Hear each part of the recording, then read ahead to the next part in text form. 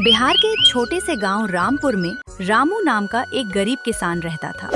उसका पूरा परिवार एक छोटे से घर में रहते थे जो गांव के पास में था। रामू मेहनती था, ईमानदार था, लेकिन किस्मत मानो उसके साथ कभी नहीं रही। वह दिन रात दूसरों के खेतों में मजदूरी करता था। कभी खेत में कुदाल चलाता, कभी लकड़ी ढोता और कभी-कभी ठेकेदार मदन के यहाँ मजदूरी करता था। मदन गांव का सबसे बड़ा ठेकेदार था। पैसा भी था, ताकत भी, और गांव के कई लोगों पर उसका कर्ज भी था।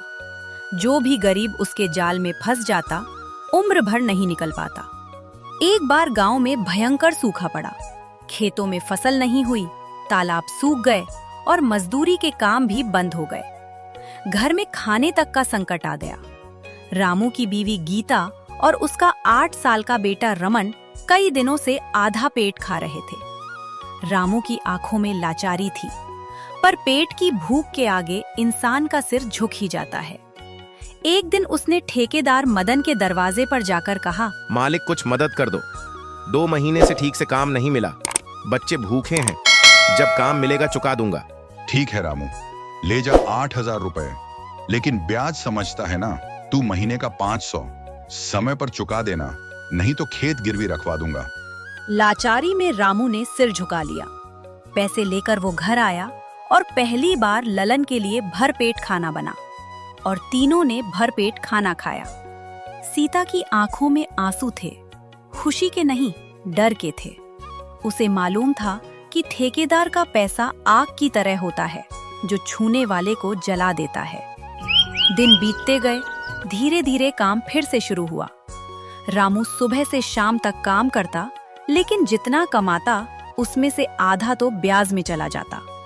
हर महीने ठेकेदार के आदमी उसके दरवाजे आ धमकते और कहते, कर्ज बढ़ता जा रहा है रामू, जल्दी चुका नहीं तो खेत और घर दोनों चला जाएगा। रामू घबरा जाता, उसे नींद नहीं आती थी। सीता उसे समझाती, लेकिन किस्मत शायद अभी उसकी परीक्षा ले रही थी। एक दिन रामू का तबीयत बहुत बिगड़ जाती है। कुछ दिनों तक वो बिस्तर पर पड़ा रहा, काम पर नहीं जा सका। उधर ठेकेदार के लोग रोज दरवाजे पर आ धमकते, गालियां देते, धमकियां देते।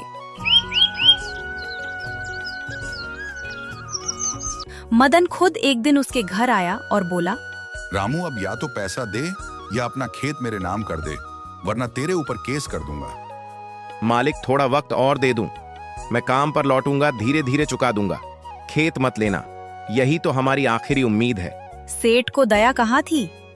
अगले हफ्ते उसने पटवारी को बुलाकर रामू का खेत अपने नाम करा लिया। जब रामू को ये पता चला तो उसकी दुनिया उजड़ गई।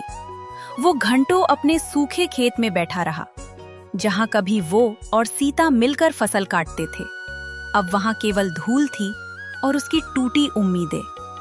सीता ने उसे संभालने की कोशिश की। हम गरीब हैं, रामू पर जिंदा है, खेत गया तो क्या हुआ, भगवान ने हाथ पैर तो दिए हैं, फिर से मेहनत करेंगे।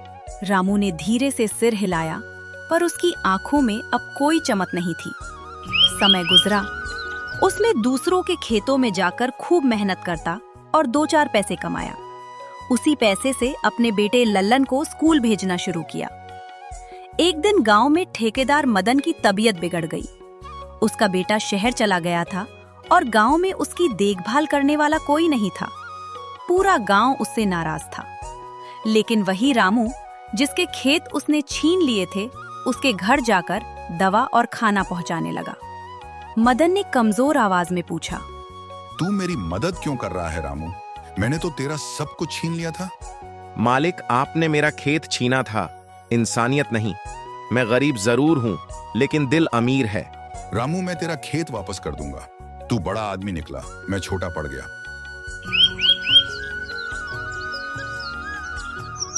कुछ दिन बाद जब पटवारी गांव में आया तो मदन ने अपने हाथों से दस्तखत करके खेत रामू के नाम वापस कर दिया। उस दिन पहली बार रामू के चेहरे पर सच्ची मुस्कान थी। रामू मन में ही कहा, भगवान देर करता है पर अंधेर नहीं करता। अब रामू के खेत में फिर से हरियाली थी। ललन स्कूल जाता था। गांव वाले कहते थे, रामू गरीब जरूर था, लेकिन उसका दिल सबसे अमीर।